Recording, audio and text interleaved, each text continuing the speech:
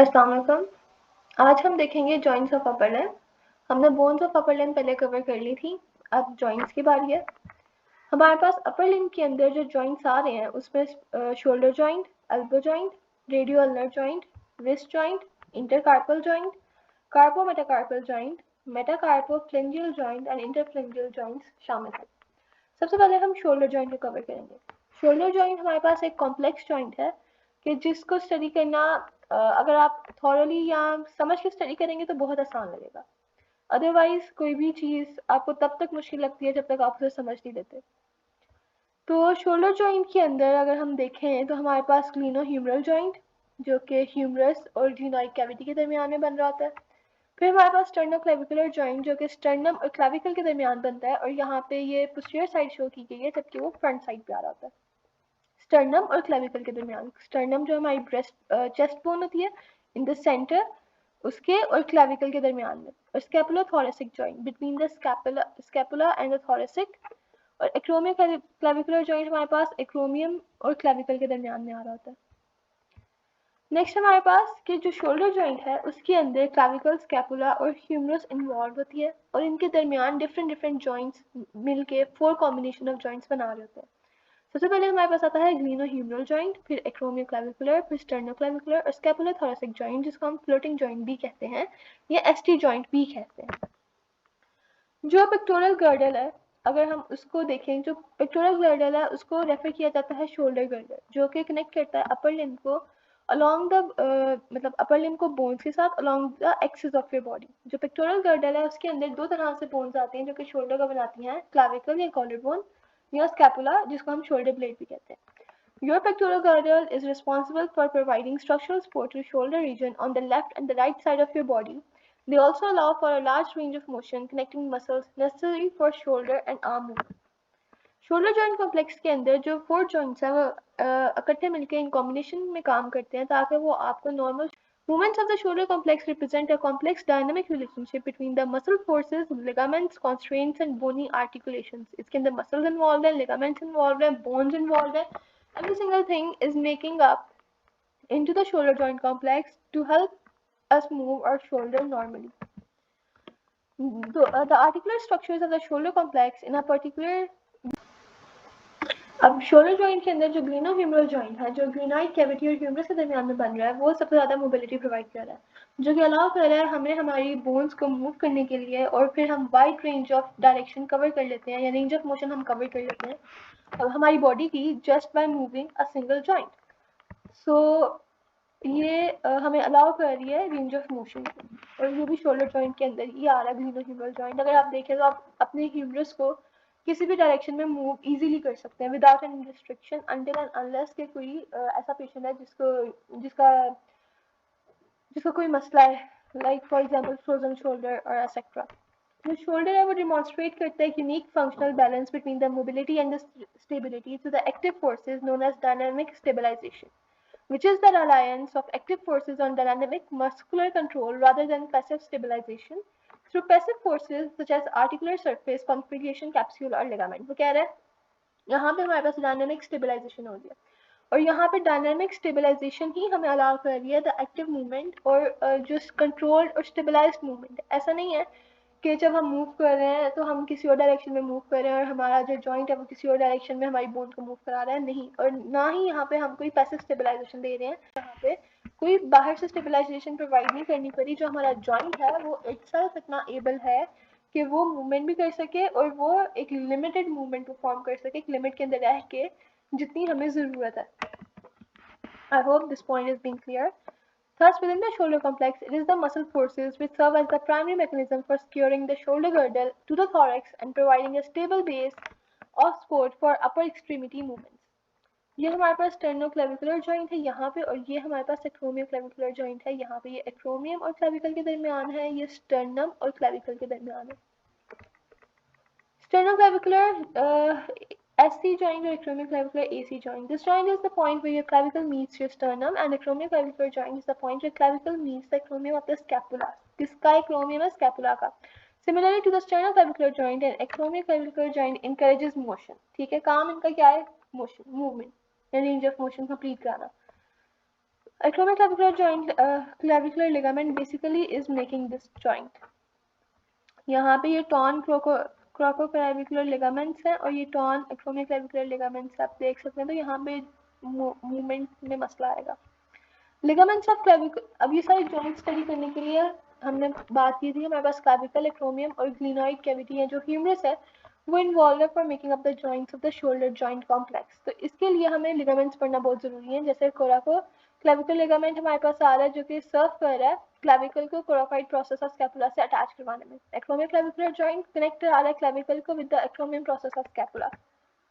ये हमारे पास कोनाइड लिगामेंट है, ये स्कैपुला, ये कोराकोइड प्रोसेस, ये ट्रेपेजॉइड लिगामेंट है यहाँ पे आके अटैच होना इसमें, और ये एक्रोमियम है। अब हम यहाँ पे कोनाइड ट्यूबरकल की बात करें, is a bump on the inferior surface of the bone near to the acromial end. This is an attachment point for the conoid ligament. The conoid ligament is a part of the coracoclavicular ligament which attaches the clavicle to the coracoid process of the scapula. कोनाइड ligament जो कि कोराकोक्लेविकुलर ligament का part है, उसका काम है clavicle को coracoid process of scapula पे attach करवाना।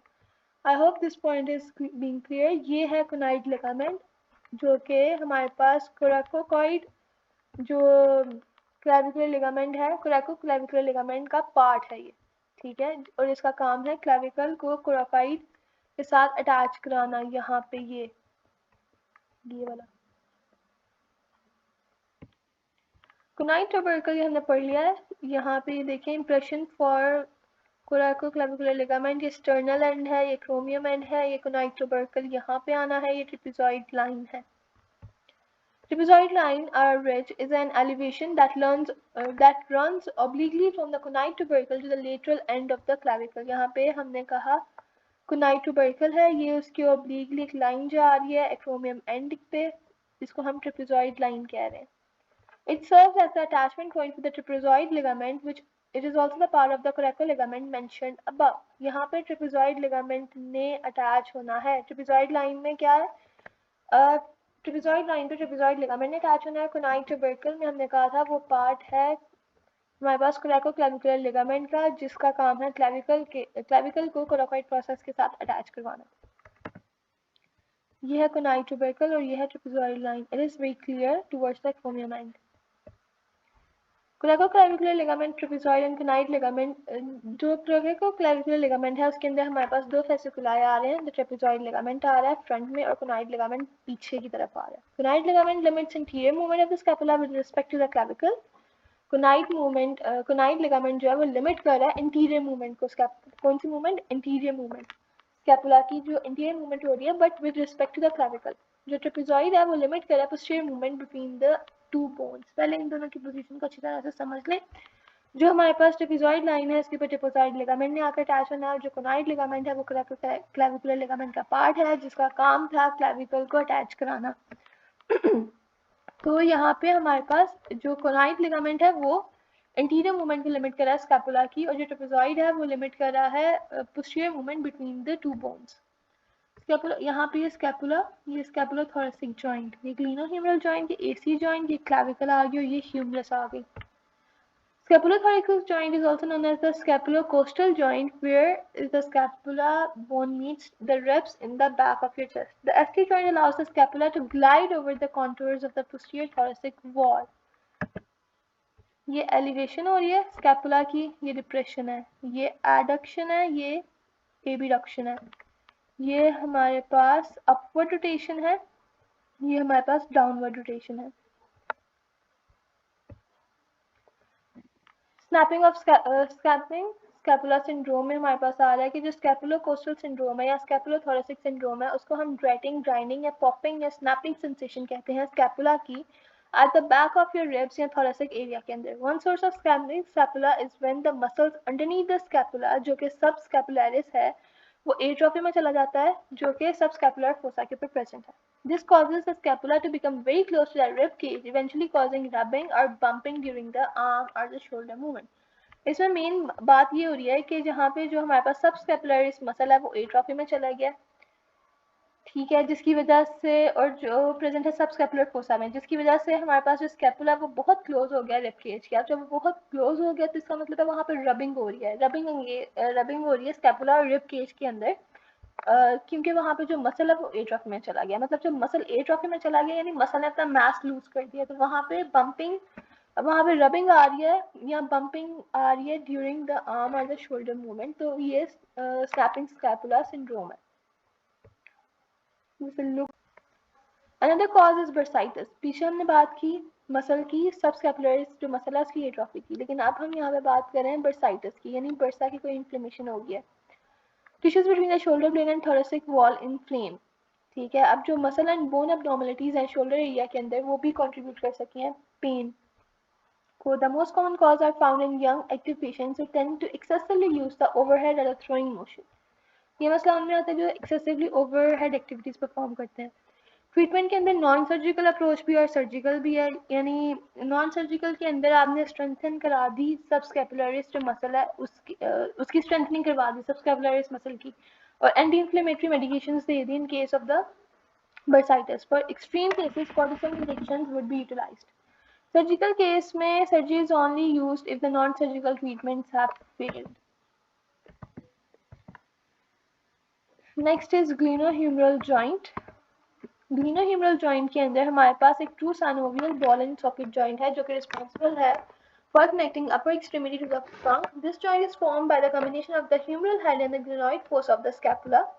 It is interesting to note that the ligaments in the capsule of the glenohumeral joint are relatively thin and provides only secondary stability to the joint, whereas the primary stabilizing force of this joint is gained by the surrounding musculature, in particular the rotator cuff muscles. वो कह रहा है कि यहाँ पे जो हमारे पास secondary stability है वो हमारे पास लिगामेंट्स और कैप्सूल प्रोवाइड कर रहे हैं जो कि ग्लिनोह्यूमरल जॉइंट के हैं, लेकिन जो प्राइमरी स्टेबिलिटी है वो हमें वो मसल्स प्रोवाइड कर रहे हैं जो कि सराउंड कर रहे हैं ग्लिनोह्यूमरल जॉइंट को, और ग्लिनोह्यूमरल जॉइंट के हमारे पास रोटेटर कफ मसल्स सराउंड करते हैं। रोटेटर कफ मसल्स के अंदर हमारे पास हमेशा याद रखिएगा कि 4 मसल्स आते हैं, सुप्रास्पाइनेटस, इंफ्रास्पाइनेटस, फिर सबस्कैपुलरिस और teres minor. The human shoulder is the most mobile joint in the body. This mobility provides the upper extremity with tremendous range of motion, such as adduction, flexion, extension, internal rotation, external rotation, and 360 degrees, which is a circumduction in the sagittal plane. Furthermore, the shoulder allows for the scapular protection, retraction, elevation, and depression. फिर हमारे पास आता है this wide range of motion explains the above makes the shoulder joint unstable. This instability is compensated for by rotator cuff muscles, capsule, tendon, ligaments, glenoid labrum and bursa. ये सारी वो चीजें हैं जो instability को compensate करें कि हमारे पास instability ना आए, जो हम इतनी movements perform कर रहे हैं, internal external rotation, circumduction, flexion, extension, adduction, ये सारी stabilized हैं by these muscles, जिसके अंदर capsule, tendon, ligament, glenoid, labrum, bursa और rotator cuff muscle stability provide कर रहे होते हैं। हमारे पास ग्लिनॉइड कैविटी है, ये बाहर लैब्रम आ गया, ये कैप्सूल आ गए, रोटेटर कफ के मसल्स आ गए। जो glenohumeral labrum है, like most of the synovial joints, the articulating surfaces are covered with hyaline cartilages. कौन से cartilages हैं? Hyaline. The head of the humerus is much larger than the glenoid fossa. कि जो head है humerus का वो बड़ा है glenoid cavity से, the glenoid fossa, क्योंकि जो इंस्टेबिलिटी की वजह आ सकता है, लेकिन ये सारी चीज़ें बैलेंस्ड हैं। By this proportion in surfaces the glenoid fossa is deepened by the fibrocartilage rim called the glenoid labrum. Glenoid labrum serves to deepen the glenoid fossa by around 50% for allowing more contact area between the surface of the glenoid and the humeral head. This increase the contact area also enhances the joint stability. जितना humeral capsule के अंदर वो joint आ रहा है जो कि fibrous sheet है, which encloses the structure of the joint. It extends from the anatomical net of the humerus to the border at the rim जिसको हम glenoid fossa कहा था. The joint capsule is lax, permitting greater mobility. यहाँ पे हमारे पास clavicle या collarbone आ रही है, ये यहाँ पे ये shoulder joint capsule, ये bicep tendon, ये humerus और ये scapula. Glenohumeral bursa, यहाँ पे synovial bursa है जो कि a small fluid filled sac है जो कि lined है synovial membrane के साथ. Shoulder bursa refers to the sacs surrounding the shoulder joint that are filled with the synovial fluid. जो bursas हैं वो sacs हैं जिनके अंदर synovial fluid filled है. As with the bursa in general, they facilitate movement. It provides a cushion between the bones and the tendons and the muscles around the joint. Bursas of the shoulder joint, 5 main bursas आ रहे हैं हमारे पास shoulder joint के, ये याद करने हैं. Supraacromial bursa, coracoclavicular bursa, subcoracoid bursa, subscapular recess and subacromial या subdeltoid bursa. ये 5 रोटेटर कफ के हमारे पास 4 मसल्स आते हैं और इनका काम है कि स्टेबलाइज करना शोल्डर को और रेंज ऑफ मोशन प्रोवाइड करना. Out of the 7 scapulohumeral muscles, 4 make up the rotator cuff muscles. हमारे पास 7 scapulohumeral muscles होते हैं, उसमें से 4 rotator cuff बनाते हैं. Supraspinatus, subscapularis, teres minor, teres major, ये हमारे पास rotator cuff muscles हैं which are being shown anteriorly and posteriorly. ये हमारे पास spine of scapula, तो हम हमेशा spine of scapula से याद रखते हैं. Rotator cuff muscles include the 6 muscle, जिसके अंदर हमारे पास ये 4 मसल्स हमने पहले भी डिस्कस कर लिए हैं. नेक्स्ट मूव ऑन करें तो ये सारे मसल्स हैं. फंक्शन वही है, मेंटेन करना दोनों ह्यूमरल जॉइंट को, स्टेबिलिटी प्रोवाइड करना, और फिर हमारे पास आता है ये होल्ड करते हैं ह्यूमरस को ग्रेनॉइड फोसा के अंदर. फिर हमारे पास मसल है, ये उनका ओरिजिन, ये अटैचमेंट, ये इसका फंक्शन और ये इसकी इनोवेशन. ये मस्ट लर्न इट. ये मसल्स हैं रोटेटर कफ के.